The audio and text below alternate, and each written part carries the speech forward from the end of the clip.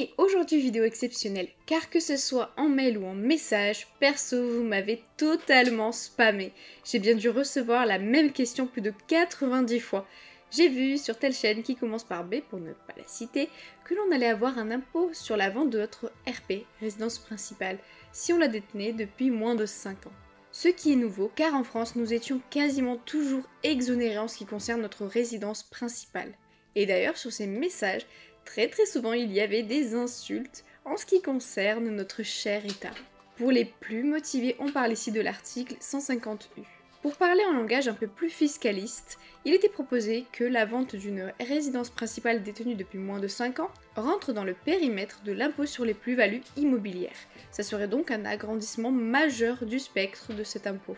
Je le précise pour être l'avocat du diable, comme écrit ici, en cas de problème impérieux, familial, professionnel ou médical, on pouvait ne pas subir cette imposition. Mais là tu verras que je ne t'ai pas cité le dernier cas exceptionnel de ce texte, car en effet l'État nous fait cadeau de cet impôt si on prend une autre résidence principale, je t'en dirai plus en fin de vidéo. Ainsi que pourquoi c'est une magnifique fumisterie et pourquoi cette simple ligne va ruiner sur des dizaines voire centaines de milliers d'euros certaines personnes. D'abord pour appréhender la chose, hors RP, résidence principale, j'utiliserai le mot RP pour alléger mon discours. Donc si nous détenons dans l'immobilier en direct ou à l'IR, nous devons payer un impôt sur la plus-value immobilière. Comme la flat tax, il se composera donc de l'IR, l'impôt sur le revenu, et de prélèvements sociaux, mais à des taux différents. Et sur chaque année de détention, on va enlever une fraction de la valeur du bien de la base imposable.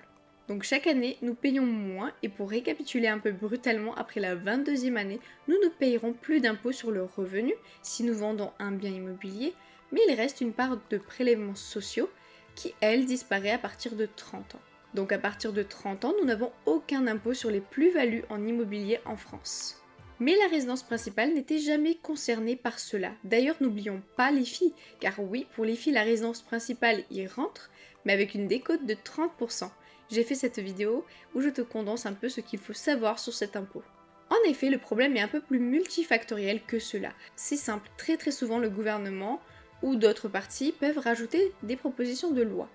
Et donc ils proposent des taxes, parfois très abusées avec des taux élevés, et ensuite le gouvernement, et c'est souvent le même camp que celui qui avait proposé la taxe, finalement la refuse. Et 2 ans après, ils la remettent avec un taux plus faible, mais qui va petit à petit remonter. C'est là où j'aimerais mettre le point. Il existe des dizaines d'exemples où le gouvernement va proposer des taxes juste pour prendre la température.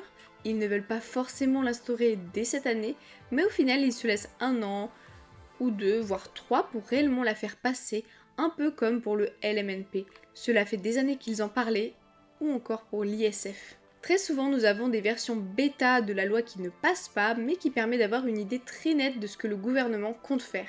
Et c'est justement à ce moment-là que regarder les propositions et qui les promouvoit est intéressant.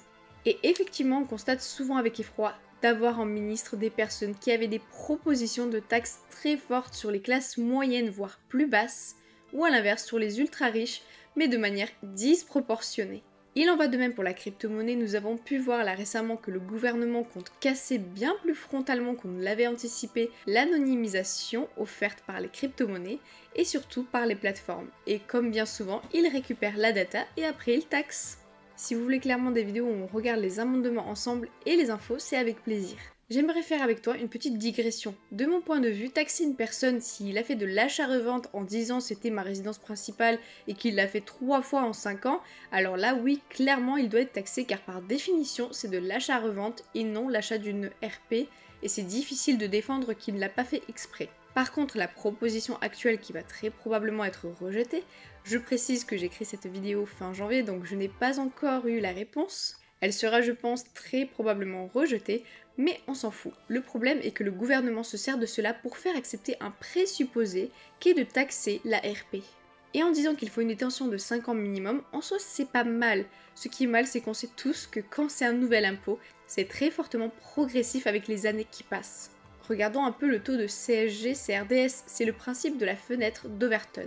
Petit à petit, on élargit ce qui est du domaine de l'acceptable. Ce concept est très souvent utilisé pour montrer la montée de l'extrême droite et le rôle des médias.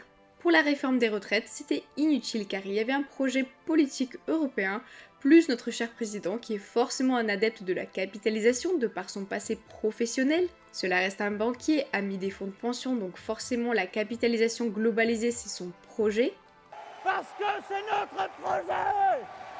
Par contre, pour tout ce qui touche à la résidence principale ou succession, on sait que politiquement ça fait du bruit, et autant la réforme des retraites il y était contraint par ses croyances, autant le coût politique d'un impôt sur la RP toucherait bien trop la cible principale que Macron recherche le plus en politique. Je t'invite donc à relayer cette vidéo particulièrement car il est hors de question de normaliser un impôt sur la résidence principale hors abus malhonnête d'achat-revente. Et on ne parlerait même pas des effets sur les banques, les taux bancaires et le secteur de la construction en France qui est quand même massif. Ce type de loi aurait un coût qui serait énorme pour notre économie et participerait à l'injustice fiscale déjà assez ridicule que les Français subissent au quotidien. Également, sauf si elle est sortie avant, je ferai une vidéo pour décortiquer de manière concise le PLF, pour voir ce qui nous concernera vraiment, sachant que déjà pour les retraites, il y a des choses franchement répugnantes. D'ailleurs, les gens confondent souvent les lois de finances, les budgets et les projets de loi de finances. Je te ferai un petit post pour nuancer tout ça. N'oublie jamais que la meilleure manière d'investir, c'est de ne jamais cesser d'apprendre. Et je te dis à très bientôt.